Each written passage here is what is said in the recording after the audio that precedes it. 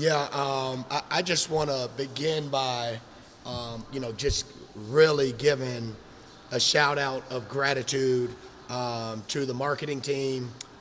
They did an unbelievable job with this 2000s night. Scott, of course, thank you.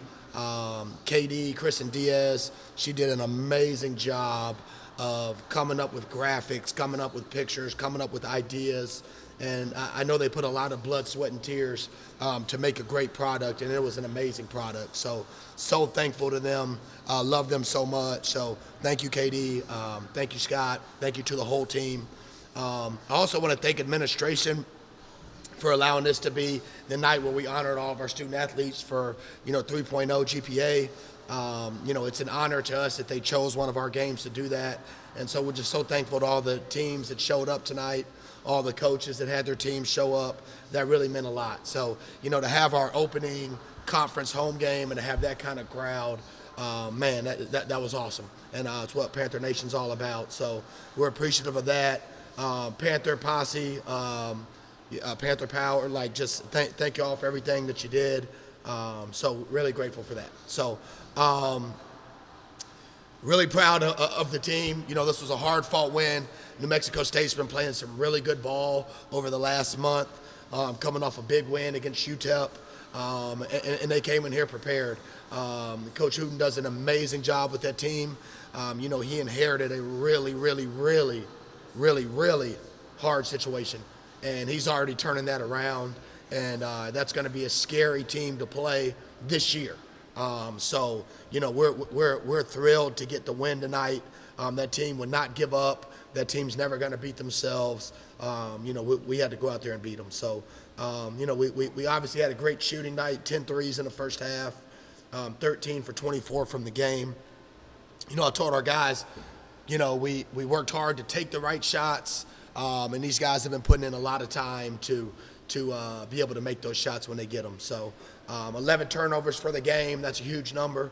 Holding them to 40% shooting from the field, 31% from three. That was a great job by us. So we didn't force as many turnovers as we normally do, but, we were able to get a lot of stops and, kind of weather the storm.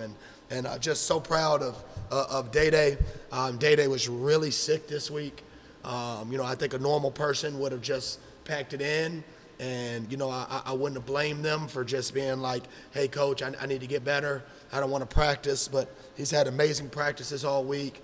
And he came out there and played like a man possessed tonight. So drew 11 fouls, went 11 for 12 from the foul line, 3 assists, no turnovers. Just really, really, really, really proud of him. So I'm thrilled for this win. Coach, you guys never gave up the lead, but got pretty close at the end. What's going through your mind at that time, and what's your message to the team at that time? Yeah, that's conference play. No one's ever going to give in. No one's ever going to give up. These are Coach Hooten teams never going to give up. They're never dead.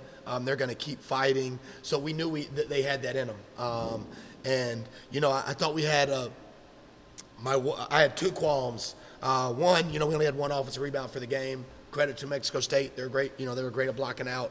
But the other one was we lost focus a little bit at the end of the half, and we lost focus a little bit there in the second half. And credit to New Mexico State, they took advantage of that. But I'm just so proud of us for weathering the storm, making some big free throws, getting some key stops down the stretch.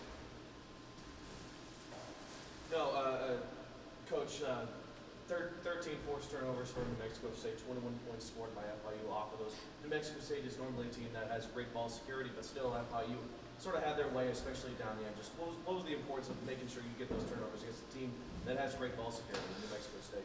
Well, that's a really astute point. I think the thing that really stands out to me, we've had games where we forced 17, 18, even 20 turnovers and only had about 21 points off turnovers. So for us to have forced 13 turnovers and gotten 21 points off of that, that's got to be far and away the best we've been at converting turnovers into points. So really proud of that. That's, one of the big differences in the game. I think it's probably our three-point shooting and what we did converting points off of those turnovers. So, we'd like to force more, but if we can get 21 points off of turnovers, then I'll take that every night. And not to mention, Coach, there was a point in the second half where FIU sort of struggled with field goals. However, they still kept scoring from the free throws. They were very solid tonight with free throws. 24 points off of those. Just talk about the importance of making those shots count, especially when the scoring started to come by otherwise. Yeah, to me, nothing's more ironic than real life. And, you go back to our last non-conference game against Utah Tech. We actually had 32 free throw attempts as well. And we went 14 for 32 and lost the game. Tonight we have 32 free throw attempts, and we make 24 of them, for 75%. So that's real growth. That's concentration. Day-Day's been an unbelievable foul shooter all year long. I think he's, in the upper 80s at this point.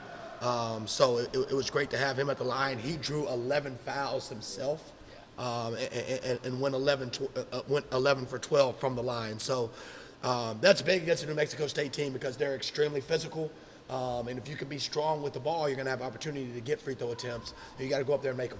Yeah, for you, Dashon, really seemed in the second half there like you were way more effective on the offensive end. I know a lot of them resulted in free throws, but at the end of the day, you seem like you were kind of getting by your guy. Just take us through maybe some of the openings you found there in the second half and how you're able to convert. My main goal in the second half was really just to convert on open looks that I got. So, my teammates in practice been pushing me in the same predicaments in practice that we were in the game. So it's just really them pushing me and telling me to take them shots and drive to the basket and really just giving me confidence in the game and getting my way to score. Yeah, I think you only had 3 field goal attempts and scored 17 points tonight, so that's obviously says a lot in itself. You had a couple big threes as well, and I know you've been kind of waiting for a couple of those ones to go down. One that it was at the end of the shot clock, but just take us through that and kind of what that can do for your confidence.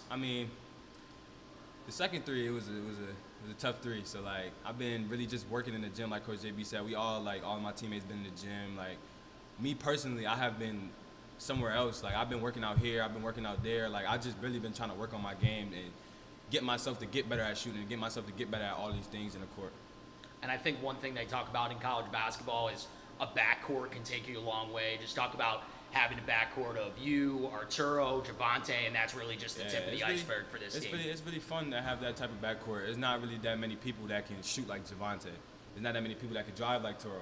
So, it's really fun playing with them guys, and especially playing with Toro. I've been playing with him now for 3 years, so it's just me and him know each other's game, so we know where to be at on each other's court, and we know where we're going to be at. It's we have each other's minds in a way, so it's pretty good. And Javante, he's just a great leader, so him being a great leader is helping the team as a whole. Yeah, Coach, can you talk a little bit about that backcourt chemistry, and then maybe how Day-Day's been called on to be in a little bit of a different role game by game? Sometimes you're just Day-Day, you're going to play the 4 today, and he just accepts that role and goes out there and bangs bodies and does what he can do. So just talk a little bit about that. Well, Javante Hawkins came to FIU with great leadership skills. And this year, as soon as he reported from the summer, he's been a great leader from day one. And I think that's starting to rub off on other people. And, you mentioned Day-Day and the roles he's accepted. The role that I'm most proud of him about is the role of assuming a leadership role himself. And he's talking, he's picking guys' heads up, and he's really being a coach on the floor in practice and in the games. And when you have players coaching, then you really have something going. And these guys can be infinitely better coaches than I can ever be. So having them thinking about us, thinking team, thinking about the coach's message all the time is so huge. I also want to address another thing, about Day-Day and Darren, you pointed out, what's tough about the college game. And I got in a big discussion with one of my good friends who's an assistant coach somewhere else. We only play so many games. We play 30-something regular season games. Our games are 40 minutes.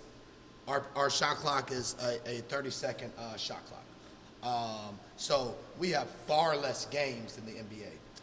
We play a far shorter game than the NBA does. We have far less possessions than an NBA team does. So it can really be a lot of pressure on these young men, because, they have 3 or 4 games, that they don't play up to their expectations, and they think they're in a slump. no NBA guy would ever think that. You know, they have a 48-minute game. They have a 24-second shot clock. They have an 82-game season, you know, so they really have time for percentages to play out. And it can be really easy for college kids to get down on themselves and be like, man, I'm in a slump. And no, they're not really in a slump, you know. They haven't had the same opportunities for some of these percentages to play out. And Day-Day has been putting in so much time in his game, so much time here in Ocean Bay, so much time in local schools, so much time with all these coaches on the court.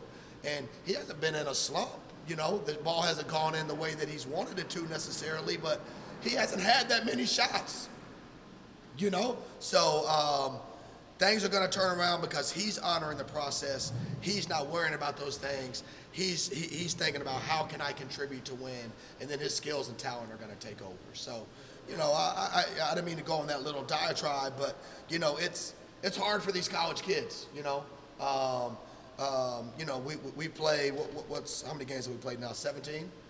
You know, an NBA team might play 17 games in 1 month. You know what I'm saying? Like, that's half our season, you know, so it's very different, and it's a lot of pressure on these young men, and they're doing such a great job of handling it, and I'm so proud of them. I'm so proud of him. I know his mama and his family's really proud of him, so, you know, we're ready to keep it going. All right, so I hate to be the not the bearer of bad news, but some bulletin board material, but FIU is yet to win more than 1 game in a row this season. How do you take what happened today and make that happen and really get the team on a roll? Because I think we've seen in moments, this is one of the best teams in college basketball. It's just about stacking it up. And how do you do that on Saturday?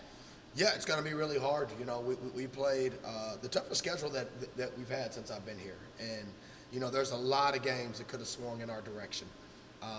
And the most important thing is that we learn from this game, put it to bed, and, you know, we go, the other, you know, just, you pointed out a fact, it's not bad news. Another fact is we hadn't beat UTEP in some years.